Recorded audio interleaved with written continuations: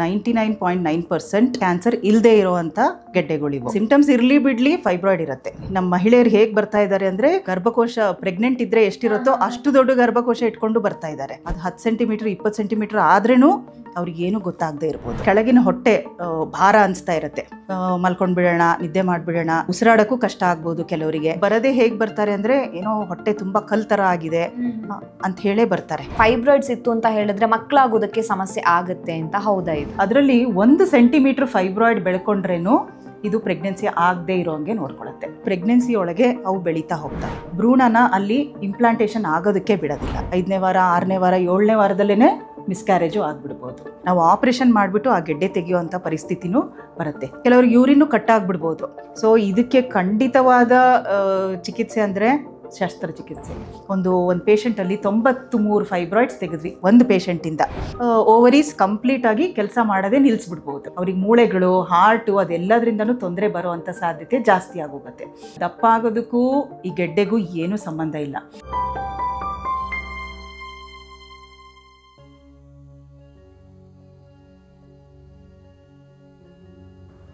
ನಮಸ್ತೆ, ನೀವು ನೋಡ್ತಾ ಇದ್ದೀರಾ ವಿಜಯ ಕರ್ನಾಟಕ. ನಾನು ರಕ್ಷಾ ಕೋಟ್ಯಾನ್. ಮಹಿಳೆಯರಲ್ಲಿ ಹೆಚ್ಚಾಗ್ತಾ ಇರುವಂತಹ ಆರೋಗ್ಯ ಸಮಸ್ಯೆಯಲ್ಲಿ ಗರ್ಭಕೋಶದ ಗೆಡ್ಡೆ ಕೂಡ ಒಂದು. ಹಾಗಿದ್ರೆ ಈ ಗರ್ಭಕೋಶದ ಗೆಡ್ಡೆ ಬರೋದಕ್ಕೆ ಕಾರಣಗಳು ಏನು?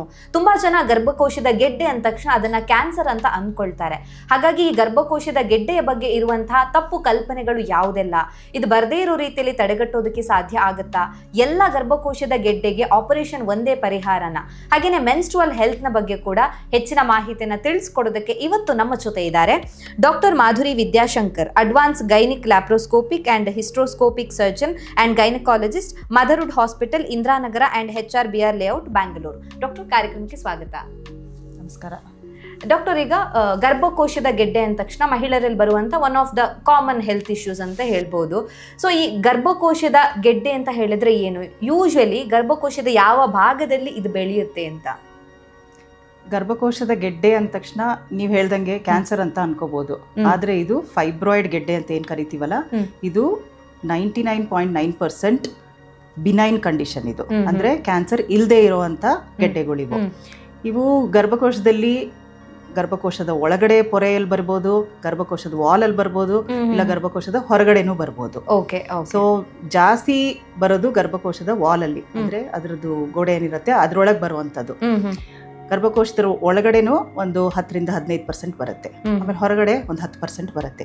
ಸೊ ಮ್ಯಾಕ್ಸಿಮಮ್ ಒಂದು 60 to 70% ಬರುವಂತದ್ದು ಗರ್ಭಕೋಶದ ವಾಲ್ ಅಲ್ಲಿ. ಈ ಗರ್ಭಕೋಶದ ಗೆಡ್ಡೆ ಬರುವಂತದ್ದು ವಯಸ್ಸಾದವರಿಗೆ ಮಾತ್ರನಾ ಅಂತ? ಇಲ್ಲ, ವಯಸ್ಸಾದವರಿಗೆ ಅಷ್ಟೇ ಅಂತಲ್ಲ, ತುಂಬಾ ಚಿಕ್ಕ ವಯಸ್ಸಿನಲ್ಲಿ ಸಾಕಷ್ಟು ಕಡಿಮೆ ಇದು. ಆಸ್ ಏಜ್ ಜಾಸ್ತಿ ಆಗ್ತಾ ಹೋಗುತ್ತೆ, ಫೈಬ್ರಾಯ್ಡ್ ಬರುವಂತ ಸಾಧ್ಯತೆನೂ ಜಾಸ್ತಿ ಆಗ್ತಾ ಹೋಗುತ್ತೆ. ಸೊ ಚಿಕ್ಕ ವಯಸ್ಸಲ್ಲಿ ಅಂದ್ರೆ ನಾವೊಂದು 22-23 ವಯಸ್ಸಿಗಿಂತ ಕಡಿಮೆ ಅಂದ್ರೆ 1-2% ಮಾತ್ರ ನೋಡೋದು. ಆದ್ರೆ ಅದೇ ಇವಾಗ ವಯಸ್ಸಾಗ್ತಾ ಬಂದಂಗೆ ಲೈಕ್ 40-40ರಿಂದ 50 ವಯಸ್ಸಿನಲ್ಲಿ ಒಂದು 70% ಹೆಂಗಸರಲ್ಲಿ ಈ ಫೈಬ್ರಾಯ್ಡ್ ಇರುವಂತದ್ದು. ಆದ್ರೆ ಎಲ್ಲರಿಗೂ ಏನು ಅದು ಸಿಂಪ್ಟಮ್ಸ್ ಇರಬೇಕು ಅಂತಿಲ್ಲ. ಒಂದು 20-30% ಮಾತ್ರ ಅದರಿಂದ ಏನೇನು ಸಿಂಪ್ಟಮ್ಸ್ ಇರತ್ತೋ ಅದು ಇರತ್ತೆ ಮಾತ್ರ. ಎಲ್ಲರಿಗೂ ಅದರಿಂದ ತೊಂದರೆ ಆಗಲ್ಲ. ಓಕೆ. ಅಂದ್ರೆ ಯಂಗ್ ಏಜ್ ಅಲ್ಲೂ ಕೂಡ ಗರ್ಭಕೋಶದ ಗೆಡ್ಡೆ ಬರುವಂತ ಚಾನ್ಸಸ್ ಇರುತ್ತೆ. ಏಜ್ ಆದ್ಮೇಲೆ ಬರುವಂತ ರಿಸ್ಕ್ ಜಾಸ್ತಿ ಇರುತ್ತೆ ಹೇಗೆ ಅಂತ? ಕರೆಕ್ಟ್. ಏಜ್ ಆಗ್ತಾ ಬಂದಂಗೆ ನಿಮಗೆ ಸಿಂಪ್ಟಮ್ಸ್ ಇರ್ಲಿ ಬಿಡ್ಲಿ ಫೈಬ್ರಾಯ್ಡ್ ಇರುತ್ತೆ. ಸೊ ನೀವು ಒಂದು 10 ಜನ ಲೇಡೀಸ್ ನ ತಗೊಂಡ್ರೆ, ಹೆಂಗಸರನ್ನ ತಗೊಂಡ್ರೆ, ಒಂದು 6-7 ಜನಕ್ಕೆ ನೀವು ಸ್ಕ್ಯಾನ್ ಮಾಡಿದ್ರೆ ಫೈಬ್ರಾಯ್ಡ್ ಇರುತ್ತೆ. ಓಕೆ. ಅಂದ್ರೆ ಗೊತ್ತಿರೋದಿಲ್ಲ. ಈಗ ಸಿಂಪ್ಟಮ್ ಇದ್ದೇ ಫೈಬ್ರಾಯ್ಡ್ಸ್ ಬರಬೇಕು ಅಂತ ಏನಾದ್ರೂ ಇದೆಯಾ ಅಂತ? ಸಿಂಪ್ಟಮ್ ಇಲ್ದೇನು ಫೈಬ್ರಾಯ್ಡ್ಸ್ ಇರ್ಬೋದು.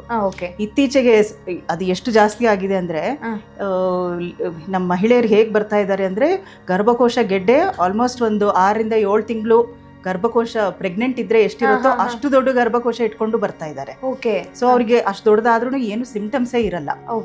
ಇದು ಹೇಗೆ ಅಂದ್ರೆ ಗರ್ಭಕೋಶದ ಒಳಗಡೆ ಪರೆಯಲ್ಲಿ ಬಂತು ಅಂದ್ರೆ 1 ಸೆಂಟಿಮೀಟರ್ ಫೈಬ್ರಾಯ್ಡ್ ಇದ್ರೇನು ನಿಮ್ಗೆ ಅದು ಸಿಂಪ್ಟಮ್ಸ್ ಬಂದೇ ಬಿಡುತ್ತೆ. ಏನಂದ್ರೆ ಹೆಚ್ಚಿಗೆ ಬ್ಲೀಡಿಂಗ್ ಆಗೋದು ಇಲ್ಲ ಹೊಟ್ಟೆ ನೋವು ಬರೋದು ಬಂದೇ ಬರುತ್ತೆ. ಗರ್ಭಕೋಶದಲ್ಲಿ ವಾಲ್ ಅಲ್ಲಿದ್ರೆ ಅಥವಾ ಗರ್ಭಕೋಶದ ಹೊರಗಡೆ ಫೈಬ್ರಾಯ್ಡ್ ಇತ್ತು ಅಂದ್ರೆ ಅದು 10 ಸೆಂಟಿಮೀಟರ್ 20 ಸೆಂಟಿಮೀಟರ್ ಆದ್ರೇನು ಅವ್ರಿಗೆ ಏನು ಗೊತ್ತಾಗದೆ ಇರ್ಬೋದು. ಓಕೆ, ಸೊ ಲಕ್ಷಣಗಳು ಇಲ್ದೇನು ಗರ್ಭಕೋಶದ ಗೆಡ್ಡೆ ಬರಬಹುದು.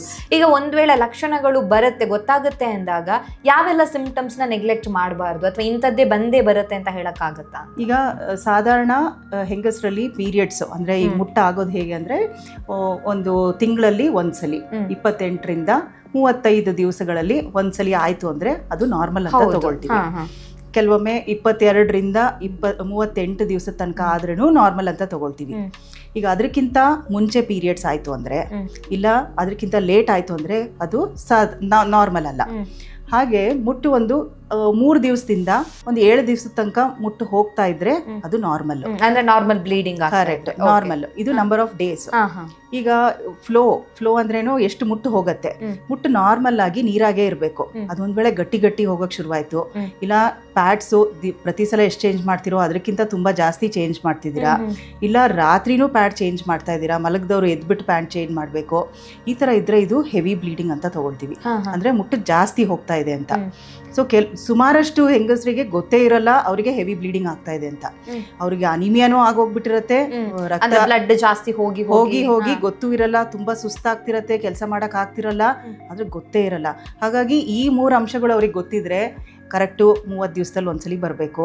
ತುಂಬಾ ಬೇಗ ಆದ್ರೂ ಅದು ನಾರ್ಮಲ್ ಅಲ್ಲ. ಆಮೇಲೆ ತುಂಬಾ ಜಾಸ್ತಿ ಹೋದ್ರೂ ನಾರ್ಮಲ್ ಅಲ್ಲ, ಗಟ್ಟಿ ಹೋದ್ರೆ ನಾರ್ಮಲ್ ಅಲ್ಲ. ಆಮೇಲೆ ಜೊತೆಗೆ ಹೊಟ್ಟೆ ನೋವು ಬಂದ್ರೆ ಪೀರಿಯಡ್ಸ್ ಟೈಮಲ್ಲಿ ನಾರ್ಮಲಿ ನೋವು ಫಸ್ಟ್ ಡೇ ಒಂದ್ ಸ್ವಲ್ಪ ಹೊತ್ತು ಬಂದ್ರೆ ಅದು ನಾರ್ಮಲ್ ಹೊಟ್ಟೆ ನೋವು. ಆದ್ರೆ ನಿಮಗೆ 3 ದಿವಸನೂ ಇದೆ 5 ದಿವಸನೂ ಇದೆ ಹೊಟ್ಟೆ ನೋವು. ಕೆಲವೊಬ್ರಿಗೆ ಹೇಗಾಗತ್ತೆ ಮುಟ್ಟಿನಕ್ಕಿಂತ ಮುಂಚೆನೂ ನೋವು ಇರುತ್ತೆ, ಮುಟ್ಟಿನ ಟೈಮಲ್ಲೂ ಇರುತ್ತೆ, ಮುಟ್ಟು ನಿಂತ ಮೇಲೆನೂ ಪೀರಿಯಡ್ಸ್ ನೋವು ಬರ್ತಾ ಇರುತ್ತೆ. ಸೊ ಇವೆಲ್ಲ ಸಾಧಾರಣ ಅಲ್ಲ. ಇದು ಈ ತರ ಇದ್ದಲ್ಲಿ ಅವ್ರಿಗೆ ಫೈಬ್ರಾಯ್ಡ್ ಇರೋ ತೊಂದರೆ ಇದೆ ಅಂತ ಹೇಳಿ ನಾವು ತಿಳ್ಕೊಳ್ತೀವಿ. ಈ ತರ ಇರೋ ಎಲ್ಲ ಹೆಂಗಸರು ತಮ್ಮನ್ನ ತಾವು ಗೈನಕಾಲಜಿಸ್ಟಿಗೆ ತೋರಿಸ್ಕೊಂಡು ಗೆಡ್ಡೆ ಇದೆಯಾ ಅಂತ ಹೇಳಿ ಚೆಕ್ ಮಾಡಿಸ್ಕೋಬೇಕಾಗತ್ತೆ. ಓಕೆ, ಸೊ ಪೀರಿಯಡ್ಸ್ ಅಲ್ಲೇ ನಮ್ಗೊಂದು ಸೂಚನೆ ಸಿಗುತ್ತೆ ಅಂತ.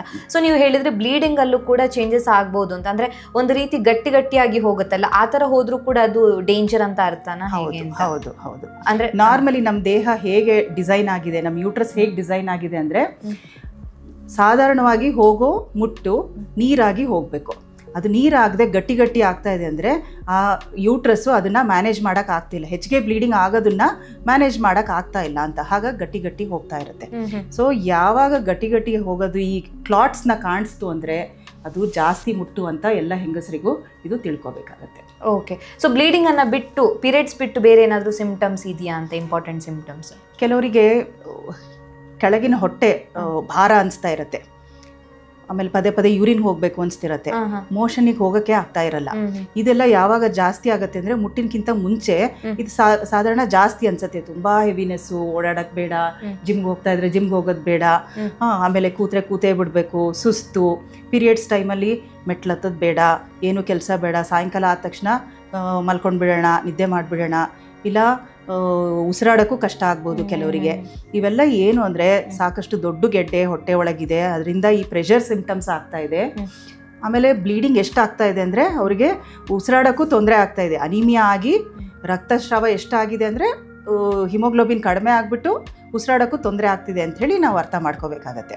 ಸೊ ಅವ್ರು ಕೊಡೋ ಅವ್ರ ಸೂಚನೆಗಳಿಂದನೇ ನಾವು ಅವ್ರಿಗೆ ಎಷ್ಟು ತೊಂದರೆ ಆಗಿರ್ಬೋದು ಅಂತ, ಎಷ್ಟು ಸಿವಿಯಾರಿಟಿ ಹೋಗಿದೆ ಅನ್ನೋದನ್ನ ಅಂದಾಜು ಮಾಡಬಹುದು. ಹಾಗಿದ್ರೆ ಈಗ ಫೈಬ್ರಾಯ್ಡ್ಸ್ ಇತ್ತು ಅಂತ ಹೇಳಿದ್ರೆ ಪೀರಿಯಡ್ಸ್ ಆಗುತ್ತೆ ಅಂದ್ರೆ ಯೂಶಲಿ ಏನಾಗುತ್ತೆ ಅಂದ್ರೆ ಈ ತರ ಹುಡುಗಿಯರಿಗೆ ಏನೇ ಪ್ರಾಬ್ಲಮ್ಸ್ ಇದ್ರು, ಈಗ PCOD ಲೆಲ್ಲ ಹೇಳ್ತಾರೆ ಪೀರಿಯಡ್ಸ್ ಆಗೋದೇ ಇಲ್ಲ 2-3 ತಿಂಗಳು, ಕೆಲವರಿಗೆ 4-5 ತಿಂಗಳು ಆಗೋದಿಲ್ಲ ಅಂತ.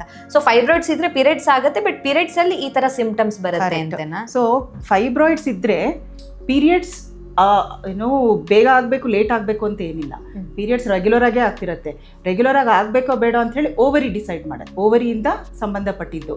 ಸೊ ಫೈಬ್ರಾಯ್ಡ್ಸ್ ಆಗೋದು ಗರ್ಭಕೋಶದಲ್ಲಿ. ಹಾಗಾಗಿ ಪೀರಿಯಡ್ ರೆಗ್ಯುಲಾರಿಟಿಗೆ ಏನು ವ್ಯತ್ಯಾಸ ಆಗಲ್ಲ ಫೈಬ್ರಾಯ್ಡ್ ಇರೋದ್ರಿಂದ. ಆದರೆ ಫೈಬ್ರಾಯ್ಡ್ ಯೂಟ್ರಸ್ ಯಾವ ಜಾಗದಲ್ಲಿ ಇದೆ ಅದು ನೋಡ್ಕೊಂಡ್ಬಿಟ್ಟು ಜಾಸ್ತಿ ಆಗುತ್ತೋ ಬ್ಲೀಡಿಂಗು, ಕಡಿಮೆ ಆಗುತ್ತೋ ಬ್ಲೀಡಿಂಗು, ಅಥವಾ ಎಷ್ಟು ದಿವಸ ಆಗುತ್ತೆ ಅದು ಡಿಸೈಡ್ ಆಗುತ್ತೆ. ಓಕೆ, ಗರ್ಭಕೋಶದ ಮೇಲೆ ಬೇರೆ ಏನಾದರೂ ಎಫೆಕ್ಟ್ ಮಾಡುತ್ತಾ ಇದು ಅಂತ? ಸೊ ಈಗ ಗರ್ಭಕೋಶದ ಪಕ್ಕದಲ್ಲಿ ಯೂರೇಟರ್ಸ್ ಅಂತ ಇರುತ್ತೆ. ಈ ಯೂರೇಟರ್ ಏನ್ ಮಾಡುತ್ತೆ, ಕಿಡ್ನಿಗೂ ಯೂರಿನರಿ ಬ್ಲಾಡರ್ಗೂ ಕನೆಕ್ಟ್ ಮಾಡುತ್ತೆ. ಇದೊಂದು ಪೈಪ್ ಇದು. ಅದು ಗರ್ಭಕೋಶದ ಆ ಕಡೆ ಈ ಕಡೆ ಎರಡೂ ಕಡೆ ಇರೋವಂಥದ್ದು. ಸೊ ಈ ಗರ್ಭಕೋಶ ಫೈಬ್ರಾಯ್ಡ್ಸ್ ಹೇಗೆ ಅಂದರೆ ಆಚೆ ಆಗೋ ಫೈಬ್ರಾಯ್ಡ್ಸು ಕೆಲವು ಬ್ರಾಡ್ ಲಿಗಮೆಂಟ್ ಫೈಬ್ರಾಯ್ಡ್ಸ್ ಅಂತ ಕರಿತೀವಿ, ಇನ್ನು ಕೆಲವು ಸರ್ವೈಕಲ್ ಫೈಬ್ರಾಯ್ಡ್ಸ್ ಅಂತ. ಇವೆಲ್ಲ ಒಂಥರ ಡೇಂಜರಸ್ ಫೈಬ್ರಾಯ್ಡ್ಸು. ಯಾಕಂದರೆ ಅದು ಬೆಳೀತಾ ಬೆಳೀತಾ ಏನಾಗುತ್ತೆ, ಈ ಯೂರೆಟ್ರಸ್ನೇ ಎಲ್ಲ ಬ್ಲಾಕ್ ಮಾಡಾಕ್ಬಿಡ್ಬೋದು. ಓಕೆ, ಯೂರೆಟ್ರ್ ಬ್ಲಾಕ್ ಆಯಿತು ಅಂದರೆ ಅದು ಬ್ಯಾಕ್ ಪ್ರೆಷರ್ ಹೋಗ್ಬಿಟ್ಟು ಕಿಡ್ನಿನೂ ಬ್ಲಾಕ್ ಮಾಡ್ಬೋದು. ಸೊ ಕಿಡ್ನಿ ಎಲ್ಲ ಊದ್ಕೊಂಡ್ಬಿಡುತ್ತೆ ಈ ಥರ ಕೇಸಸ್ಸಲ್ಲಿ. ಸಾಧಾರಣ ಇದನ್ನು ನಾವು ಯಾವಾಗ ನೋಡ್ತೀವಿ ಅಂದರೆ ದೊಡ್ಡ ದೊಡ್ಡ ಫೈಬ್ರಾಯ್ಡ್ಸು. ಎಷ್ಟು ದೊಡ್ಡ ಫೈಬ್ರಾಯ್ಡ್ಸು, ಹೊಕ್ಕಳ ತನಕ ಬೆಳೆದಿರ್ಬೋದು, ಹೊಕ್ಕಳಕ್ಕಿಂತ ಬಿಯಾಂಡ್ ಬೆಳೆದಿರ್ಬೋದು. ಬೆಳೆಯೋ ತನಕ ಅವ್ರಿಗೇನು ಗೊತ್ತಾಗೋದಿಲ್ಲ. ಅದೇ, ಸೊ ಸಾಕಷ್ಟು ಜನರಲ್ಲಿ ಏನಾಗುತ್ತೆ, ಇದು ಹೊರಗಡೆ ಬೆಳೆಯುವಂಥ ಫೈಬ್ರಾಯ್ಡ್ಸ್ಗೆ ಸಿಂಪ್ಟಮ್ಸೇ ಇರಲ್ಲ. ಆವಾಗ ಈ ಥರ ಪ್ರೆಷರ್ ಸಿಂಪ್ಟಮ್ಸ್ ನಾವು ಯೂರೇಟರ್ ಮೇಲೆ, ಕಿಡ್ನಿ ಮೇಲೆ, ಯೂರಿನರಿ ಬ್ಲಾಡರ್ ಮೇಲೆ, ಹೆವಿನೆಸ್ಸು, ಕೆಲವರು ಬರದೇ ಹೇಗೆ ಬರ್ತಾರೆ ಅಂದರೆ ಏನೋ ಹೊಟ್ಟೆ ತುಂಬ ಕಲ್ ಥರ ಆಗಿದೆ ಅಂತ ಹೇಳೇ ಬರ್ತಾರೆ. ಆದರೂ ಅವರಿಗೆ ಬ್ಲೀಡಿಂಗ್ ಸಿಂಪ್ಟಮ್ಸ್ ಇರಲ್ಲ, ಹೊಟ್ಟೆ ನೋವು ಇರಲ್ಲ. ಆದ್ರೆ ಟೆಸ್ಟ್ ಮಾಡಿದಾಗ ಗೊತ್ತಾಗುತ್ತೆ ಈ ತರ ಫೈಬ್ರಾಯ್ಡ್ಸ್ ಇದೆ ಅಂತ ಹೇಳ್ಬಿಟ್ಟು. ಕರೆಕ್ಟ್. ಓಕೆ ಡಾಕ್ಟರ್, ಕೆಲವರು ಹೇಳ್ತಾರೆ ಫೈಬ್ರಾಯ್ಡ್ಸ್ ಇತ್ತು ಅಂತ ಹೇಳಿದ್ರೆ ಮಕ್ಕಳಾಗೋದಕ್ಕೆ ಸಮಸ್ಯೆ ಆಗುತ್ತೆ ಅಂತ. ಹೌದಾ ಇದು? ಹೌದು ಹೌದು, ಎಲ್ಲ ಫೈಬ್ರಾಯ್ಡ್ಸು ಮಕ್ಕಳು ಆಗದೆ ಇರೋಂಗೆ ಮಾಡಲ್ಲ. ಇದರಲ್ಲೂ ನಿಮ್ಗೆ ಹೇಳಿದ್ನಲ್ವ 3 ಥರ ಫೈಬ್ರಾಯ್ಡ್ಸ್ ಇರುತ್ತೆ. ಒಳಗಡೆ ಟೈಪ್ಸ್ ಆಫ್ ಫೈಬ್ರಾಯ್ಡ್ಸ್ ಇರುತ್ತೆ 3 ಥರ. ಒಂದು ಗರ್ಭಕೋಶ ಒಳಗಡೆ ಇರೋದಕ್ಕೆ ಸಬ್ಮ್ಯೂಕಸ್ ಫೈಬ್ರಾಯ್ಡ್ಸ್ ಅಂತ ಹೇಳ್ತೀವಿ. ಗರ್ಭಕೋಶದ ವಾಲಲ್ಲಿ ಇರೋದಕ್ಕೆ ಇಂಟ್ರಾಮ್ಯೂರಲ್ ಫೈಬ್ರಾಯ್ಡ್ಸ್ ಅಂಡ್ ಗರ್ಭಕೋಶ ಹೊರಗಡೆ ಇರೋದಕ್ಕೆ ಸಬ್ಸೀರಸ್ ಫೈಬ್ರಾಯ್ಡ್ಸ್ ಅಂತ ಹೇಳ್ತೀವಿ. ಈ ಸಬ್ಮ್ಯೂಕಸ್ ಫೈಬ್ರಾಯ್ಡ್ಸ್ ಅಂದರೆ ಗರ್ಭಕೋಶ ಒಳಗಡೆ ಪರೆಯಲ್ಲಿ ಏನಿರುತ್ತಲ್ಲ ಅದರಲ್ಲಿ 1 ಸೆಂಟಿಮೀಟರ್ ಫೈಬ್ರಾಯ್ಡ್ ಬೆಳ್ಕೊಂಡ್ರೇನು ಇದು ಪ್ರೆಗ್ನೆನ್ಸಿ ಆಗದೆ ಇರೋಂಗೆ ನೋಡ್ಕೊಳ್ಳುತ್ತೆ. ಆದರೆ ಅದೇ ಯೂಟ್ರಸ್ ಹೊರಗಡೆಗೆ 10 ಸೆಂಟಿಮೀಟರ್ ಫೈಬ್ರಾಯ್ಡ್ ಆದ್ರೂ ಅದು ಏನು ತೊಂದರೆ ಕೊಡದೇ ಇರ್ಬೋದು ಪ್ರೆಗ್ನೆನ್ಸಿ ಆಗೋದಕ್ಕೆ. ಹಾಗಾಗಿ ಯಾವ ಜಾಗದಲ್ಲಿ ಇದೆ ಫೈಬ್ರಾಯ್ಡ್ ಅದು ಡಿಸೈಡ್ ಮಾಡುತ್ತೆ ಪ್ರೆಗ್ನೆನ್ಸಿಗೆ ಏನಾದ್ರು ತೊಂದರೆ ಕೊಡುತ್ತಾ ಇಲ್ಲ ಅಂತ ಹೇಳ್ಬಿಟ್ಟು. ಓಕೆ ಓಕೆ, ಸೊ ಹಾಗಾಗಿ ಆಗದೇನೆ ಇರಬಹುದು, ಆಗ್ಲೂಬಹುದು, ಚಾನ್ಸಸ್ ಇದೆ ಅಂತ. ಹೌದು.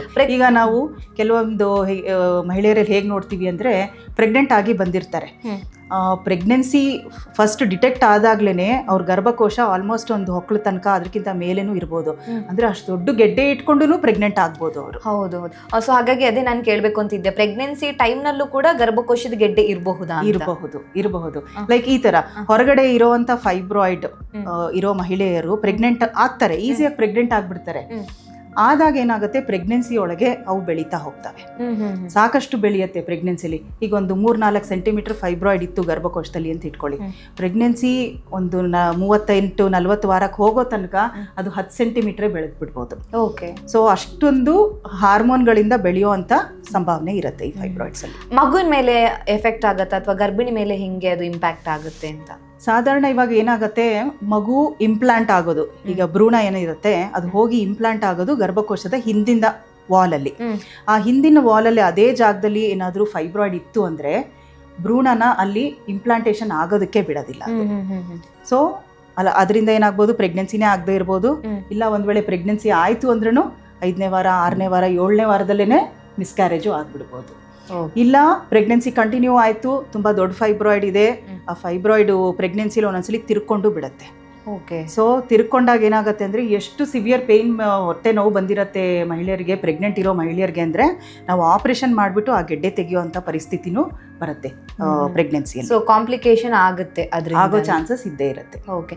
ಈ ರೀಸನ್ಸ್ ಯಾವುದೆಲ್ಲ ಇರುತ್ತೆ ಡಾಕ್ಟರ್ ಮೇಯ್ನ್ ಆಗಿ? ಅಂದರೆ ಎಲ್ಲ ಮಹಿಳೆಯರಿಗೂ ವಯಸ್ಸಾದವರಿಗೆ ಫೈಬ್ರಾಯ್ಡ್ಸ್ ಬರುತ್ತೆ ಅಂತ ಹೇಳೋದಕ್ಕೆ ಆಗೋದಿಲ್ಲ. ಹಾಗಾದರೆ ಬರೋದಕ್ಕೆ ಕಾರಣಗಳು ಏನು ಅಂತ? ಈ ಕಾರಣಗಳನ್ನು ಸ್ಪಷ್ಟವಾಗಿ ನಾವು ಹೇಳಕ್ಕೆ ಅಕ್ಯುರೇಟ್ ಆಗಿ ಹೇಳೋದಕ್ಕಾಗೋದಿಲ್ಲ. ಬಟ್ ಸಾಧಾರಣ ನಾವು ನೋಡಿರೋದೇನಂದ್ರೆ ತಾಯಿಯಲ್ಲಿ ಇಲ್ಲ ಅಕ್ಕಂದ್ರಲ್ಲಿ ಯಾರಿಗಾದ್ರೂ ಫೈಬ್ರಾಯ್ಡ್ ಇತ್ತು ಅಂದ್ರೆ ಫ್ಯಾಮಿಲಿ ಹಿಸ್ಟ್ರಿ, ಜೆನೆಟಿಕಲಿ ಯಾರಿಗೆ ಫೈಬ್ರಾಯ್ಡ್ ಆಗೋ ಸಂಭಾವನೆ ಇದೆ ಅವರಿಗೆ ಈ ಎನ್ವೈರನ್ಮೆಂಟಲ್ ಫ್ಯಾಕ್ಟರ್ಸ್ ಯಾವಾಗ ಅಫೆಕ್ಟ್ ಆಗುತ್ತೆ, ಲೈಕ್ ಅವರು ಏನು ತುಂಬಾ ಡಿಲೇ ಮಾಡ್ತಾರೆ ಪ್ರೆಗ್ನೆನ್ಸಿನ, ಒಂದು 38-40 ವಯಸ್ಸು ತನಕನೂ ಪ್ರೆಗ್ನೆನ್ಸಿ ಪ್ಲಾನ್ ಮಾಡಲಿಲ್ಲ ಅಂದ್ರೆ. ಹಾಗಿದ್ರೆ ಪ್ರೆಗ್ನೆನ್ಸಿ ಡಿಲೇಗೂ ಫೈಬ್ರಾಯ್ಡ್ಸ್ಗೂ ಕನೆಕ್ಷನ್ ಇದೆ? ಹೌದು ಹೌದು. ಸಾಧಾರಣ ನಾವು ಹೇಳೋದು ಏನಂದ್ರೆ, there is a saying in English that if a pregnancy does not grow in the uterus, a fibroid grows. So pregnancy delay ಮಾಡೋದ್ರಿಂದನೂ ಫೈಬ್ರಾಯ್ಡ್ ಬೆಳೆಯುವಂತ ಸಾಧ್ಯತೆ ಇರುತ್ತೆ. ಓಕೆ. ಮಗುವಿನ ಬದಲಿಗೆ ಅಲ್ಲಿ ಗೆಡ್ಡೆ ಬೆಳ್ಕೊಳ್ಳುತ್ತೆ.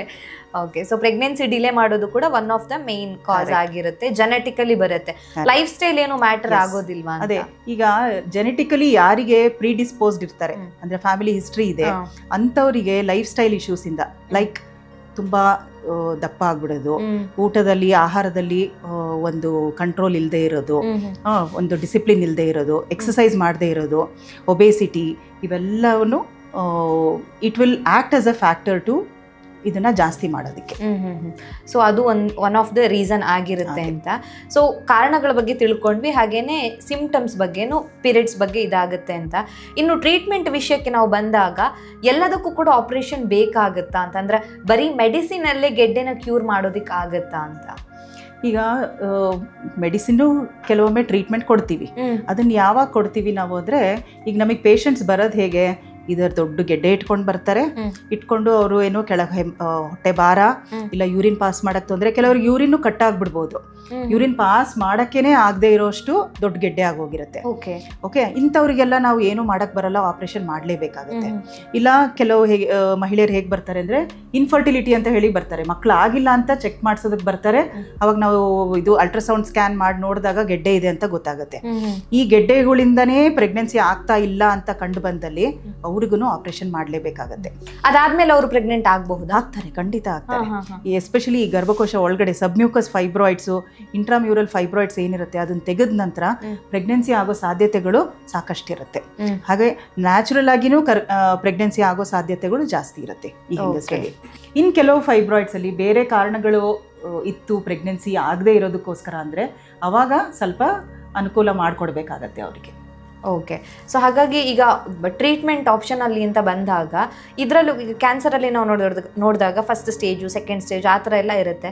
ಸೊ ಈ ಗರ್ಭಕೋಶದ ಗೆಡ್ಡೆ ಅಂತ ನಾವು ನೋಡಿದಾಗ ಇದರಲ್ಲಿ ಈಗ ಸಣ್ಣ ಇದ್ದಾಗ ಆಪರೇಷನ್ ಬೇಡ, ಮೆಡಿಸಿನಲ್ಲೇ ನಾವು ಕ್ಯೂರ್ ಮಾಡ್ಬೋದು, ದೊಡ್ಡದಾದ್ಮೇಲೆ ಮಾತ್ರ ಆಪರೇಷನ್ ಮಾಡಬೇಕು, ಆ ಥರನೇ ಇರುತ್ತಾ ಅಂತ ನಿಮ್ಮದು? ಈಗ ಮೆಡಿಸಿನ್ ಕೊಡೋದು ಹೇಗೆ ಅಂದರೆ, ನಾವೊಂದು 3 ತಿಂಗಳು 4 ತಿಂಗಳು ಮುಂದೆ ಆಪರೇಷನ್ ತಳ್ಳಬೇಕು ಅಂದರೆ ಅವಾಗ ಮೆಡಿಸಿನ್ ಕೊಡ್ತೀವಿ. ಸೊ ಇದಕ್ಕೆ ಖಂಡಿತವಾದ ಚಿಕಿತ್ಸೆ ಅಂದರೆ ಶಸ್ತ್ರಚಿಕಿತ್ಸೆ, ಆಪರೇಷನ್ ಮಾಡಿ ತೆಗಿಬಹುದು. ಇನ್ನು ಕೆಲವೊಂದು ಆಪ್ಷನ್ಗಳಿರುತ್ತೆ, ಲೈಕ್ ಯೂಟ್ರೈನ್ ಆರ್ಟರಿ ಎಂಬೋಲೈಸೇಷನ್, ಆಮೇಲೆ MRI ರಿಲೇಟೆಡ್ ಟ್ರೀಟ್ಮೆಂಟ್ ಅಂತ. ಇವೆಲ್ಲ ಹೇಗೆ ಅಂದರೆ, ನಾವು ಪ್ರೆಗ್ನೆನ್ಸಿ ಬೇಕು ಅಂತ ಬರೋ ಹೆಂಗಸರಲ್ಲಿ ಇವನ್ನೆಲ್ಲ ಮಾಡೋಕ್ಕಾಗಲ್ಲ. ಅಂಥ ಮಹಿಳೆಯರಲ್ಲಿ ನಾವು ಆಪರೇಷನ್ ಮಾಡಲೇಬೇಕಾಗತ್ತೆ. ಯಾಕಂದರೆ ನಮಗೆ ಮುಂದಿನ ಸ್ಟೆಪ್ ಅಂದರೆ ಮಗು ಆಗಬೇಕು, ಮಗು ಕ್ಯಾರಿ ಆಗಬೇಕು, ಡೆಲಿವರಿ ಆಗಬೇಕು ಅನ್ನೋದು ಮೋರ್ ಇಂಪಾರ್ಟೆಂಟ್ ಇರುತ್ತೆ. ಸೊ ಅಂಥವರೆಲ್ಲ ನಾವು ಆಪರೇಷನ್ ಮಾಡೇ ಮಾಡ್ತೀವಿ.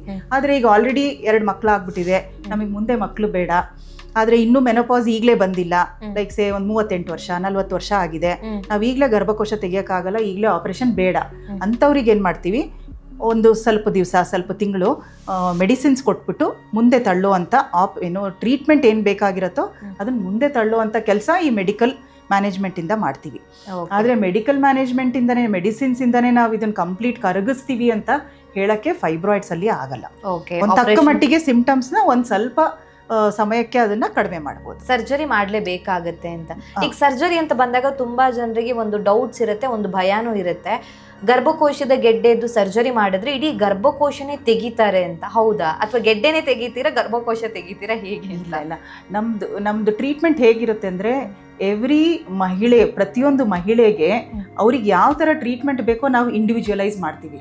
ಸೊ ಈಗ ಮಗು ಆಗಿರತ್ತೆ, ಅವ್ರಿಗೆ ಗರ್ಭಕೋಶ ಇಟ್ಕೋಬೇಕು, 40 ವರ್ಷ ಆಗಿದೆ ಅಂದ್ರೂ ನಾವು ಗರ್ಭಕೋಶನ ಹೇಗಾದ್ರೂ ಮಾಡಿ ಇಟ್ಕೊಳ್ಳೋ ಅಂಥದ್ದೇ ಆಪರೇಷನ್ ಮಾಡ್ತೀವಿ. ಅವ್ರ ಹತ್ರ ಕೇಳ್ತೀರಾ ನೀವು? ಖಂಡಿತ, ಹೌದು. ಸೊ ಫಸ್ಟ್ ನಮಗೆ ಬೇಕಾಗಿರೋದು ಪೇಷಂಟ್ಗೆ ಏನು ಬೇಕು ಅಂತ. ಅವ್ರಿಗೆ ಸಿಂಪ್ಟಮ್ಸ್ ಕಡಿಮೆ ಆಗಬೇಕು, ಪೀರಿಯಡ್ಸ್ ಬೇಕೋ ಬೇಡ, ಯೂಟ್ರಸ್ ಬೇಕೋ ಬೇಡ ಅನ್ನೋದು. ಅವ್ರಿಗೆ ಪೀರಿಯಡ್ಸ್ ಬೇಕು, ಸಿಂಪ್ಟಮ್ಸು ಕಡಿಮೆ ಆಗಬೇಕು, ನಂಗೆ ಮುಂದೆನೂ ತೊಂದರೆ ಆಗಬಾರ್ದು ಅಂದರೆ ಆ ಥರ ಸಲಹೆ ನಾವು ಅವರಿಗೆ ಕೊಡ್ತೀವಿ. ಈಗ ಕೆಲವೊಂದು ಹೆಂಗಸರು 38-40 ವಯಸ್ಸಿಗೆ ಬರ್ತಾರೆ, ನಮಗೆ ಮಕ್ಕಳಾಗ್ಬಿಟ್ಟಿದೆ, ನಮ್ಗೆ ಇನ್ನೊಂದ್ಸಲಿ ಇದ್ರ ತೊಂದರೆ ಬರಲೇಬಾರ್ದು ಅಂತ ಹೇಳಿ ನಮ್ಮ ಗರ್ಭಕೋಶನೇ ತೆಗೆದ್ಬಿಡಿ ಅಂತಾರೆ. ಅವಾಗ ಆದಷ್ಟು ಅವ್ರಿಗೆ ನಾವು ಒಂದು 45 ವಯಸ್ಸು ತನಕ ಹೇಗಾದರೂ ತಳ್ಳಿಬಿಟ್ಟು ಆಮೇಲೆ ಗರ್ಭಕೋಶ ತೆಗಿಯೋವಂಥ ಆಪರೇಷನ್ ಮಾಡ್ತೀವಿ.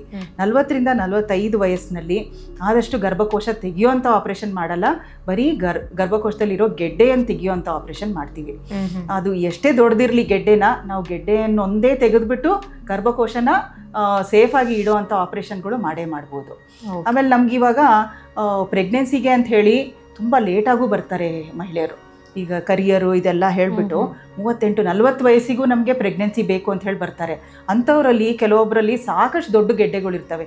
ಈಗ ಇತ್ತೀಚೆ ಮಾಡಿರೋದ್ರಲ್ಲಿ ನಾವು ಒಂದು ಪೇಷಂಟಲ್ಲಿ 93 ಫೈಬ್ರಾಯ್ಡ್ಸ್ ತೆಗೆದ್ವಿ ಒಂದು ಪೇಷಂಟಿಂದ. ಒಂದು ಪೇಷಂಟಿಂದ ಅಟ್ ಎ ಟೈಮ್. ಓಕೆ. ಈಗ 2-3 ದಿವಸದಿಂದ ಮಾಡಿದ್ರಲ್ಲಿ 2.5 kg ಗೆಡ್ಡೆ, 27 ಫೈಬ್ರಾಯ್ಡ್ಸ್ ತೆಗೆದ್ವಿ. ಇವೆಲ್ಲ ಹೇಗೆ ಅಂದರೆ ಪೇಷಂಟ್ ಇನ್ನೂ ಮದುವೆ ಆಗಿಲ್ಲದೆ ಇರೋ ಪೇಷಂಟ್ ಇದು. ಸೊ ಇವರೆಲ್ಲ ಮುಂದೆ ಮದುವೆ ಆಗಿ ಆಮೇಲೆ ಪ್ರೆಗ್ನೆನ್ಸಿ ಪ್ಲ್ಯಾನ್ ಮಾಡೋ ತನಕ ಮತ್ತೆ ಬರೋ ಸಾಧ್ಯತೆ ಇರುತ್ತೆ. ಸೊ ಅವರಲ್ಲಿನೂ ನಾವು ಗರ್ಭಕೋಶ ಖಂಡಿತವಾಗಿ ಕನ್ಸರ್ವ್ ಮಾಡುವಂಥದ್ದು ಅಂದರೆ ತೆಗೆದೇ ಇರೋಂಗೆ ನೋಡ್ಕೊಳ್ಳೋ ಅಂಥ ಆಪ್ರೇಷನ್ಗಳನ್ನೇ ಮಾಡ್ತೀವಿ. ಸೊ ಇದು ಯಾವ ಥರ ಮಾಡಬೇಕು? ಇದರ ಲ್ಯಾಪ್ರೋಸ್ಕೋಪಿ ಮೂಲಕ ಮಾಡಬೇಕಾ, ಓಪನ್ ಮಾಡಿದರೆ ಚಿಕ್ಕ ಇನ್ಸಿಷನ್ ಹಾಕಬೇಕಾ, ದೊಡ್ಡ ಇನ್ಸಿಷನ್ ಹಾಕಬೇಕಾ, ಅದನ್ನೆಲ್ಲ ಆ ಗರ್ಭಕೋಶ ಎಷ್ಟು ದೊಡ್ಡದಿದೆ, ಗೆಡ್ಡೆ ಎಷ್ಟು ದೊಡ್ಡದಿದೆ ಅದನ್ನು ನೋಡಿಬಿಟ್ಟು ಡಿಸೈಡ್ ಮಾಡ್ತೀವಿ. ಬಟ್ ಏನೇ ಆಗಲಿ ಗರ್ಭಕೋಶ ಸೇವ್ ಮಾಡಬೇಕು ಅಂದರೆ 99% ಸೇವ್ ಮಾಡೋ ಅಂಥ ಆಪ್ರೇಷನ್ ಮಾಡ್ತೀವಿ. ಓಕೆ. ಈಗ ನೀವಾಗಲೇ ಹೇಳಿದ್ರಿ 40-45 ಒಳಗಡೆ ಇದ್ರೆ ಉಳ್ಸೋದಕ್ಕೆ ಟ್ರೈ ಮಾಡ್ತೀನಿ ಅಂತ. ಹೌದು. ಆ ಟೈಮಲ್ಲಿ ಗರ್ಭಕೋಶ ತೆಗೆದ್ರೆ ಏನಾಗುತ್ತೆ ಅಂತಂದ್ರೆ ತೆಗಿಬಾರ್ದ ಯಾಕೆ? ಹೌದು. ಈಗ ಆದಷ್ಟು ಬೇಗ ನಾವು ತೆಗೆದುಬಿಟ್ರೆ ಏನಾಗುತ್ತೆ, ನಮ್ಮ ಮಹಿಳೆಯರಲ್ಲಿ ಮುಟ್ಟು ನಿಲ್ಲೋ ಅಂಥದ್ದು ಸಾಧಾರಣ ಒಂದು 45-48-50 ಅಂತ ಹೇಳ್ಬೋದು. ಅವ್ರು ರಫ್ಲಿ ಆವ್ರೇಜ್ ತಗೊಂಡ್ರೆ ನಾವು ಒಂದು 48 ವಯಸ್ಸು ಅಲ್ಲಿ ಮುಟ್ಟು ನಿಲ್ಲೋ ಅಂಥದ್ದು ನಮ್ಮ ಇಂಡಿಯನ್ ಮಹಿಳೆಯರಲ್ಲಿ, ಭಾರತದ ಮಹಿಳೆಯರಲ್ಲಿ. ಆದರೆ ನಾವೀಗ 40ನೇ ವಯಸ್ಸಿಗೆ ಇಲ್ಲ 38ನೇ ವಯಸ್ಸಿಗೆ ಗರ್ಭಕೋಶ ತೆಗೆದುಬಿಟ್ರೆ ಗರ್ಭಕೋಶದಿಂದನೂ ಒಂದು ಅಂಶ ಬ್ಲಡ್ ಸಪ್ಲೈ ಏನಿದೆ ಓವರಿಗೆ ಹೋಗ್ತಾ ಇರುತ್ತೆ. ಈ ಓವರಿ ಒಳಗೆ ಎಗ್ಸ್ ಎಲ್ಲ ಇರೋವಂಥದ್ದು. ಈ ಓವರಿ ಎಲ್ಲಿ ತನಕ ಹೆಲ್ದಿ ಆಗಿರುತ್ತೋ ಅಲ್ಲಿ ತನಕ ಮುಟ್ಟಾಗ್ತಾ ಇರುತ್ತೆ. ಓಕೆ. ಸೊ ಇದು ನಾವು ಗರ್ಭಕೋಶ ತೆಗೆದ ಮೇಲೆ ಒಂದು 4-5 ವರ್ಷ ಅದು ಕೆಲಸ ಮಾಡ್ಬೋದು. ಈಗ ನಾವು ಒಂದು 35-38 ವಯಸ್ಸಲ್ಲೇ ತೆಗೆದುಬಿಟ್ರೆ ಗರ್ಭಕೋಶನ 42-43 ವಯಸ್ಸಿಗೆ ಓವರೀಸ್ ಕಂಪ್ಲೀಟ್ ಆಗಿ ಕೆಲಸ ಮಾಡೋದೇ ನಿಲ್ಲಿಸ್ಬಿಡ್ಬೋದು. ಸೊ ಅವಾಗ ಏನಾಗುತ್ತೆ, ಅವರಿಗೆ ಓವರಿಯಿಂದ ಬರುವಂಥ ಈಸ್ಟ್ರೋಜನ್, ಪ್ರೊಜೆಸ್ಟ್ರಾನ್ ಹಾರ್ಮೋನ್ಗಳೆಲ್ಲ ಡೆಫಿಷಿಯನ್ಸಿ ಆಗಿ ಅವ್ರಿಗೆ ಮೂಳೆಗಳು, ಹಾರ್ಟು ಅದೆಲ್ಲದ್ರಿಂದನೂ ತೊಂದರೆ ಬರೋವಂಥ ಸಾಧ್ಯತೆ ಜಾಸ್ತಿ ಆಗೋಗುತ್ತೆ.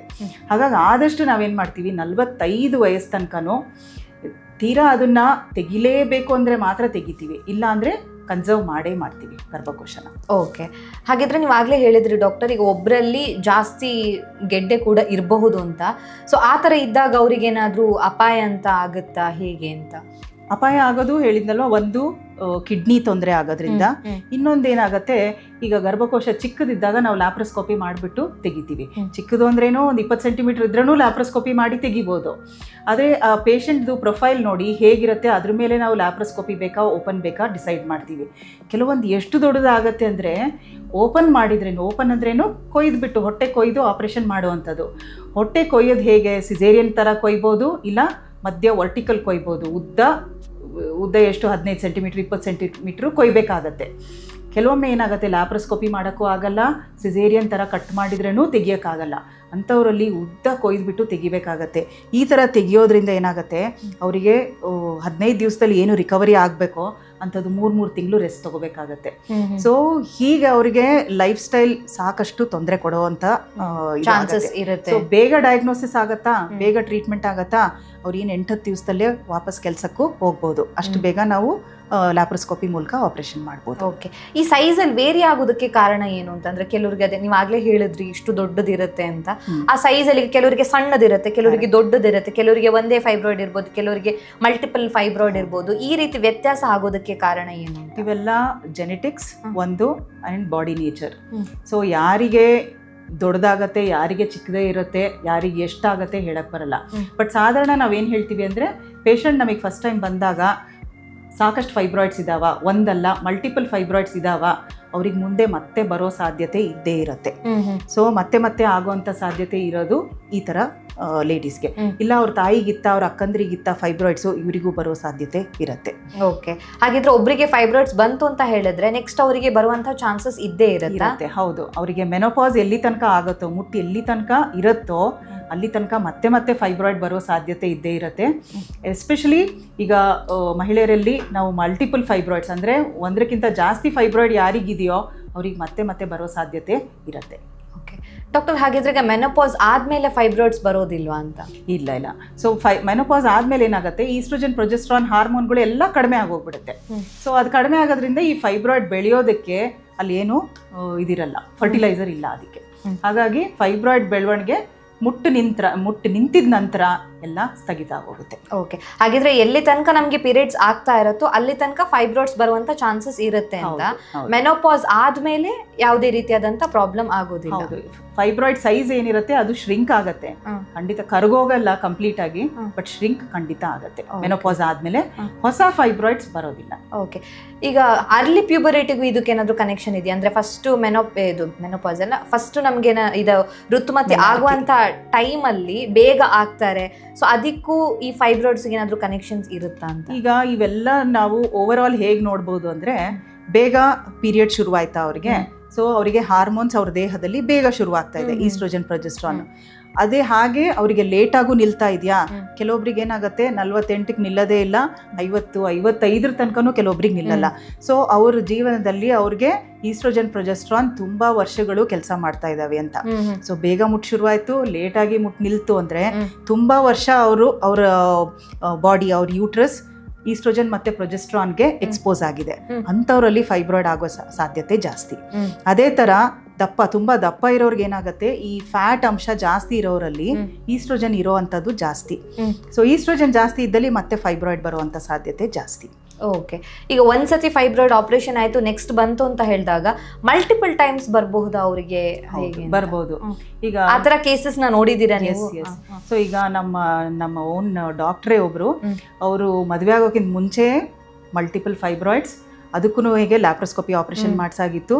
3 ಸಲ ಲ್ಯಾಪ್ರೋಸ್ಕೋಪಿಯಲ್ಲಿ ಆಪರೇಷನ್ ಆಯಿತು, 1 ಸಲ ಓಪನ್ ಸರ್ಜರಿ ಆಯಿತು.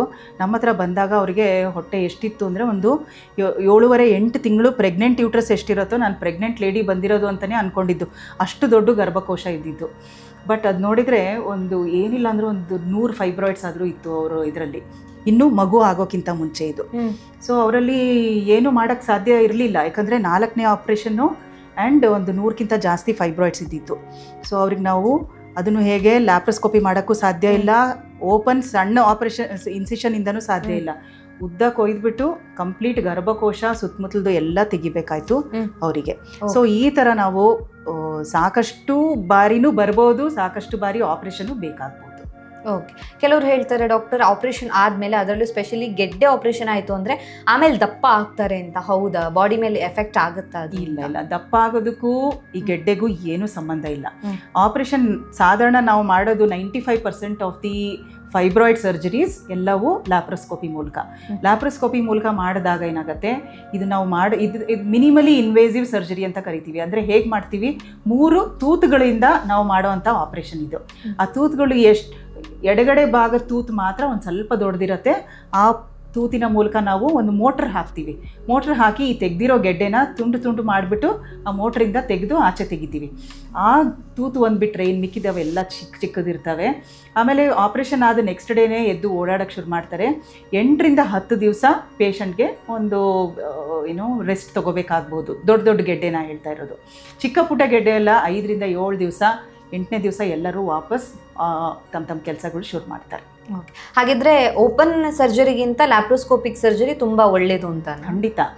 ಇದು ಹೇಗೆ ಅಂದ್ರೆ ನೋವು ಕಡಿಮೆ ಇರುತ್ತೆ, ಆಪರೇಷನ್ ಸಾಧಾರಣ ಬೇಗ ಆಗುತ್ತೆ, ಬ್ಲಡ್ ಲಾಸ್ ಸಾಕಷ್ಟು ಕಡಿಮೆ ಇರುತ್ತೆ, ಬ್ಲಡ್ ಕೊಡೋ ಅಂತ ಸಂಭಾವನೆ ಬರದೆ ಕಡಿಮೆ ಆಗುತ್ತೆ. ಈ ತರ ರಿಕವರಿನೂ ಬೇಗ ತುಂಬಾ ಬೇಗ ಆಗುತ್ತೆ. ಓಕೆ, ಈಗ ಒಂದ್ಸತಿ ಆಪರೇಷನ್ ಆದ್ಮೇಲೆ ಈ ತರ ಫಾಲೋ ಅಪ್ಸ್ ಮಾಡ್ಬೇಕು ಅಂತ ಏನಾದ್ರು ಇರುತ್ತಾ ಪರ್ಟಿಕ್ಯುಲರ್? ಹೌದು, ಆಪರೇಷನ್ ಆದ ತಕ್ಷಣ 10ನೇ ದಿವಸ ಸಾಧಾರಣ ಈ ಎಲ್ಲ ಪೇಷಂಟ್ಸ್ನು ನಾವು ಒಂದ್ಸಲಿ ಅವ್ರ ಗಾಯ ಹೇಗೆ ಮಾದಿದೆ ಅದನ್ನೆಲ್ಲ ನೋಡೋದಕ್ಕೆ ಕರಿತೀವಿ. ಪ್ಲಸ್ ಅದೇ ಟೈಮ್ ಅವ್ರ ಬಯೋಪ್ಸಿ ರಿಪೋರ್ಟ್ ಬಂದಿರುತ್ತೆ. ಬಯೋಪ್ಸಿ ಒಳಗೆ ಏನಾದ್ರು ತೊಂದರೆ ಇದೆಯಾ ಅಂತ ನಾವು ಅದನ್ನೊಂದು ಚೆಕ್ ಮಾಡ್ತೀವಿ. ಈ ಬಯೋಪ್ಸಿ ಯಾಕೆ ಮಾಡ್ತೀವಿ ನಾವು ಅಂದರೆ, ಈಗ ಒಂದು 400 ಅಥವಾ 500 ಪೇಷಂಟ್ಸು ಫೈಬ್ರಾಯ್ಡ್ ಆಪರೇಷನ್ ಮಾಡಿರ್ತೀವಿ ಅಂತ ತಗೊಳ್ಳಿ. ಈ 500 ಪೇಷಂಟಲ್ಲಿ 1 ಪೇಷಂಟಿಗೆ ಕ್ಯಾನ್ಸರ್ ಇರೋ ಸಂಭಾವನೆ ಇರುತ್ತೆ. ಆಪರೇಷನ್ ಮಾಡಿದ್ದೀವಿ, ನಾರ್ಮಲ್ ಇದೆ ಅಂತ ತಿಳ್ಕೊಂಡು, ಬಟ್ ಅದರಲ್ಲಿ ಕ್ಯಾನ್ಸರ್ ಇರೋವಂಥ ಸಂಭಾವನೆ, ಇದು ಲಿಯೋಮಯೋಸಾರ್ಕೋಮಾ ಅಂತ ಕರಿತೀವಿ. ಈ ಒಂದು ಕೇಸ್ ಆಫ್ ಲಿಯೋಮಯೋಸಾರ್ಕೋಮಾನ ನಾವು ಐಡೆಂಟಿಫೈ ಮಾಡೋದಕ್ಕೋಸ್ಕರ ಈ ಬಯೋಪ್ಸಿಗೋಸ್ಕರ ಕಳಿಸ್ಕೊಡ್ತೀವಿ. ಈ ಒಂದು ವೇಳೆ ಇದು ಬಯೋಪ್ಸಿಯಲ್ಲಿ ಈ ಥರ ಬಂತು ಅಂದರೆ ಮುಂದೆ ಏನೇನು ಮ್ಯಾನೇಜ್ಮೆಂಟ್ ಮಾಡಬೇಕು ಅನ್ನೋದನ್ನು ನಾವು ಅದೇ ಟೈಮಲ್ಲಿ ಕೌನ್ಸಿಲಿಂಗಿಗೋಸ್ಕರ ಅದನ್ನು ಯೂಸ್ ಮಾಡ್ಕೊಳ್ತೀವಿ. Otherwise after first visit that is 10 days ನಾವು 1.5 ತಿಂಗಳಿಗೆ ವಾಪಸ್ ಬರೋಕ್ಕೆ ಹೇಳ್ತೀವಿ. ಈ ಎಲ್ಲ ಪೇಷಂಟ್ಗಳನ್ನು ಪ್ರೆಗ್ನೆನ್ಸಿಗೆ ಯಾರು ಪ್ರಯತ್ನ ಮಾಡ್ತಿರ್ತಾರೋ ಅವರಿಗೆ 3 ತಿಂಗಳ ನಂತರ ಅಥವಾ 4 ತಿಂಗಳ ನಂತರ ನಾವು ಡಿಪೆಂಡಿಂಗ್ ಆನ್ ಎಷ್ಟು ದೊಡ್ಡದಿದೆ ಗೆಡ್ಡೆ ಅವರಿಗೆ 3 ತಿಂಗಳು ಅಥವಾ 4 ತಿಂಗಳ ನಂತರ ಪ್ರೆಗ್ನೆನ್ಸಿ ಪ್ಲ್ಯಾನ್ ಮಾಡ್ಬೋದು ಅನ್ನೋದನ್ನು ಸಲಹೆ ಕೊಡ್ತೀವಿ. ಸೊ ಅಷ್ಟರೊಳಗೇ ಅವರು ಪ್ರೆಗ್ನೆನ್ಸಿ ಪ್ಲ್ಯಾನ್ ಮಾಡಬಾರ್ದು. ಯಾಕಂದರೆ ಅದು ಗರ್ಭಕೋಶ ಇನ್ನೂ ಹೀಲ್ ಆಗ್ತಾ ಇರುತ್ತೆ. ಅದು ಹೀಲ್ ಆಗೋದಕ್ಕೆ ನಾವು ಮಿನಿಮಮ್ 3 ಇಂದ 4 ತಿಂಗಳು ಟೈಮ್ ಕೊಡಬೇಕಾಗತ್ತೆ. ಈ ಎಲ್ಲ ಮಾಹಿತಿಗಳನ್ನ ಅವರಿಗೆ ನಾವು 10 ದಿವಸ ಮತ್ತು 1.5 ತಿಂಗಳು ಫಾಲೋ ಅಪಿಗೆ ಬಂದಾಗ ಎಲ್ಲ ತಿಳಿಸ್ಕೊಡ್ತೀವಿ. ಓಕೆ, ಹಾಗಿದ್ರೆ ಗರ್ಭಕೋಶದ ಗೆಡ್ಡೆ ಅಂತ ಹೇಳಿದ್ರೆ ಕ್ಯಾನ್ಸರ್ ಅಲ್ಲ, ಆದರೆ ಆಗುವಂಥ ಸಾಧ್ಯತೆ ಇರುತ್ತೆ. ಖಂಡಿತ. ಅದರಲ್ಲೇ ಕ್ಯಾನ್ಸರ್ ಇರುವಂಥ ಸಾಧ್ಯತೆ ಇರುತ್ತೆ. ನಮಗೆ ಸಾಕಷ್ಟು ಟೈಮ್ ಗೊತ್ತಿರಲ್ಲ, ಬಟ್ ಅದು ಸಾಕಷ್ಟು ರೇರ್, ತುಂಬಾ ರೇರ್. ಆದ್ರೆ ಗರ್ಭಕೋಶದ ಗೆಡ್ಡೆ ಅಂದ ತಕ್ಷಣ ಕ್ಯಾನ್ಸರ್ ಅನ್ಕೊಳ್ಳೋದು ತಪ್ಪು. ಎಲ್ಲ ಒಂದು ಕಡೆ ರೇರ್ ಕೇಸಲ್ಲಿ ಆಗುವಂತ ಯಾರಲ್ಲಿ ಆಗ್ಬೋದು, ತುಂಬಾ ಈಗ ವಯಸ್ಸಾದವ್ರು, ಲೈಕ್ ಸೇ 50 ವರ್ಷದವರು ಸಡನ್ ಆಗಿ ಬೆಳ್ಕೊಂಡ್ಬಿಟ್ಟಿರತ್ತೆ. ಈಗ ಹೋದ ವರ್ಷ ಅವ್ರು ಸ್ಕ್ಯಾನ್ ಮಾಡಿಸಿರ್ತಾರೆ, ಅವಾಗ ಏನು ಗೆಡ್ಡೆನೇ ಇರಲ್ಲ. ಈ ವರ್ಷ ಏನೋ ಹೊಟ್ಟೆ ನೋವು, ಬ್ಲೀಡಿಂಗ್ ಅಂತ ಬರ್ತಾರೆ, ತುಂಬಾ ಬ್ಲೀಡಿಂಗ್ ಅಂತ ಬರ್ತಾರೆ, ನೋಡಿದ್ರೆ ಆಲ್ರೆಡಿ 8-9 ಸೆಂಟಿಮೀಟರ್ ಗೆಡ್ಡೆ ಇರುತ್ತೆ. ಸೊ ಯಾವ್ದು ಇದು ಬೇಗ ಬೆಳ್ಕೊಂಡಿರತ್ತಲ್ಲ, ಈ ಥರ ಪೇಷಂಟ್ಸಲ್ಲಿ ಅಲ್ಲ ತಾಯಿಯಲ್ಲಿ, ಅಕ್ಕಂದ್ರಲ್ಲಿ ಯಾರಿಗಾದ್ರೂ ಈ ಥರ ಕ್ಯಾನ್ಸರ್ ಇರುವಂಥ ಸಂಭಾವನೆ ಇದ್ದಲ್ಲಿ ಅಂಥವರಲ್ಲಿ ಬರೋ ಸಾಧ್ಯತೆ ಇರುತ್ತೆ. ಓಕೆ, ಅದರ್ವೈಸ್ ನಾರ್ಮಲಿ ಇದು ಕ್ಯಾನ್ಸರ್ ಗೆಡ್ಡೆ ಅಲ್ಲ. ಡಾಕ್ಟರ್, ಈಗ ಫೈಬ್ರಾಯ್ಡ್ಸ್ ಟ್ರೀಟ್ಮೆಂಟ್ ಆದಮೇಲೆ ಡಯಟ್ ಪ್ಲಾನ್ ಯಾವ ರೀತಿಯಾಗಿರಬೇಕು ಅಂತ? ಇದಕ್ಕೆ ಸ್ಪೆಸಿಫಿಕ್ ಆಗಿ ಏನು ಡಯಟ್ ಅಂತ ಇರಲ್ಲ. ಅಂದ್ರೆ ಇಂಥದ್ದೇ ಫುಡ್ ತಿನ್ಬೇಕು ಆ ಥರ ಏನೂ ಇಲ್ಲ, ಆ ಥರ ಏನೂ ಇರಲ್ಲ. ಆದ್ರೂ ತೂಕ ಜಾಸ್ತಿ ಆಗುವಂಥದ್ದು, ನಮ್ಮ ದೇಹದ ತೂಕ ಜಾಸ್ತಿ ಆಗುವಂಥದ್ದನ್ನ ತಡೆಯುವಂಥ ಏನು ಆಹಾರ ಇದೆಯೋ ಅದನ್ನ ಪಡ್ಕೊಳ್ಳೋದು. ಲೈಕ್ ಫ್ಯಾಟ್ ಕಡಿಮೆ ಮಾಡುವಂಥದ್ದು, ಕಾರ್ಬೋಹೈಡ್ರೇಟ್ಸ್ನ ಅವ್ರು ಡಿಪೆಂಡಿಂಗ್ ಆನ್ ದೇರ್ ಪ್ರೊಫೈಲ್ ಅದನ್ನ ನೋಡಿಕೊಂಡು ಕಡಿಮೆ ಮಾಡ್ಕೊಳ್ಳೋವಂಥದ್ದು, ಎಕ್ಸಸೈಸ್ ಮಾಡ್ತಾ ಇರಬೇಕು. ಇದನ್ನ ಅವರು ಲೈಫ್ ಸ್ಟೈಲಲ್ಲಿ ಅಡಾಪ್ಟ್ ಮಾಡಿಕೊಂಡ್ರೆ ಏನು ಅವ್ರ ದೇಹದ ಇದನ್ನು ಕಂಟ್ರೋಲ್ ಆಗಿರುತ್ತೆ, ಫೈಬ್ರಾಯ್ಡ್ ಬರೋ ಸಾಧ್ಯತೆನೂ ಕಡಿಮೆ ಇರುತ್ತೆ. ಡಾಕ್ಟರ್, ಗರ್ಭಕೋಶದ ಗೆಡ್ಡೆ ಬರದೇ ಇರೋ ರೀತಿಯಲ್ಲಿ ತಡೆಗಟ್ಟೋದಕ್ಕೆ ಲೈಫ್ ಸ್ಟೈಲ್ ಮಾಡಿಫಿಕೇಶನ್ ಏನಾದರೂ ಮಾಡಬೇಕಾಗುತ್ತಾ, ಹೇಗೆ ಅಂತ? ರೆಗ್ಯುಲರ್ ಎಕ್ಸಸೈಸ್, ಆಮೇಲೆ ನಿಮ್ಮ ವೆಯ್ಟ್ ಬಗ್ಗೆ ಒಂದು ಕಾಳಜಿ ಇಟ್ಕೊಳ್ಳೋದು, ಊಟದಲ್ಲಿ ತುಂಬ ದಪ್ಪ ಆಗದೆ ಇರೋ ಹಂಗೆ ಕಾಳಜಿ ವಹಿಸೋದು, ಆಮೇಲೆ ಪ್ರತಿ ವರ್ಷ ಒಂದು ಆ್ಯನ್ಯುವಲ್ ಹೆಲ್ತ್ ಚೆಕಪ್ಪಲ್ಲಿ ಗರ್ಭಕೋಶ ಸ್ಕ್ಯಾನಿಂಗ್ ಮಾಡ್ತೀವಲ್ಲ, ಅದರಲ್ಲಿ ಈ ಫೈಬ್ರಾಯ್ಡ್ ಕಂಡು ಬಂದಲ್ಲಿ ಆದಷ್ಟು ಬೇಗ ನಿಮಗೆ ಸಿಂಪ್ಟಮ್ಸ್ ಇರಲಿ ಇಲ್ಲದೇ ಇರಲಿ, ಆ ಗರ್ಭಕೋಶದಲ್ಲಿ ಗೆಡ್ಡೆಗಳು ಕಂಡು ಬಂದಲ್ಲಿ ನಿಮ್ಮ ಗೈನಕಾಲಜಿಸ್ಟ್ನ ಮೀಟ್ ಮಾಡಿಬಿಟ್ಟು ಅದ್ರ ಬಗ್ಗೆ ಒಂದು ಸಲಹೆ ತೊಗೊಳ್ಳೋದು, ಇವೆಲ್ಲದರಿಂದ ತುಂಬ ದೊಡ್ಡದಾಗಿ ಆಮೇಲೆ ನಿಮಗೆ ತೊಂದರೆ ಕೊಡೋಕ್ಕಿಂತ ಮುಂಚೆನೇ ಅದನ್ನೆಲ್ಲ ಟ್ರೀಟ್ ಮಾಡಿ ಕಂಪ್ಲೀಟಾಗಿ ಕ್ಯೂರ್ ಮಾಡ್ಬೋದು. ಓಕೆ ಡಾಕ್ಟರ್, ಕೊನೆಯದಾಗಿ ಏನು ಹೇಳಕ್ಕೆ ಇಷ್ಟಪಡ್ತೀರಾ? ಮತ್ತೆ ನಾನು ಅದನ್ನೇ ಹೇಳ್ತೀನಿ, ವರ್ಷ ಎಲ್ಲ ಹೆಂಗಸರು ಒಂದು 25 ವಯಸ್ಸಿಂದ ಸಾಧ್ಯವಾದಲ್ಲಿ ವರ್ಷಕ್ಕೊಂದ್ಸಲಿ ಸ್ಕ್ಯಾನ್ ಮಾಡಿಸ್ಕೊಳ್ಳಿ. ಬ್ರೆಸ್ಟ್ ಸ್ಕ್ಯಾನ್ ಎಲ್ಲ ಹೆಂಗಸರು ಏನೇನು ಮಾಡಬೇಕು ಅಂದರೆ, ಒಂದು ಬ್ರೆಸ್ಟ್ ಎಕ್ಸಾಮಿನೇಷನ್, ಬ್ರೆಸ್ಟ್ ಸ್ಕ್ಯಾನ್, ಒಂದು ಗರ್ಭಕೋಶ ಅಬ್ಡಾಮಿನ್ ಆ್ಯಂಡ್ ಪೆಲ್ವಿಕ್ ಸ್ಕ್ಯಾನ್ ಅಂತ ಹೇಳ್ತೀವಿ, ಗರ್ಭಕೋಶ ಮತ್ತು ಪೆಲ್ವಿಕ್ ಸ್ಕ್ಯಾನ್, ಮತ್ತು ಒಂದು ಪ್ಯಾಪ್ಸ್ಮಿಯರ್.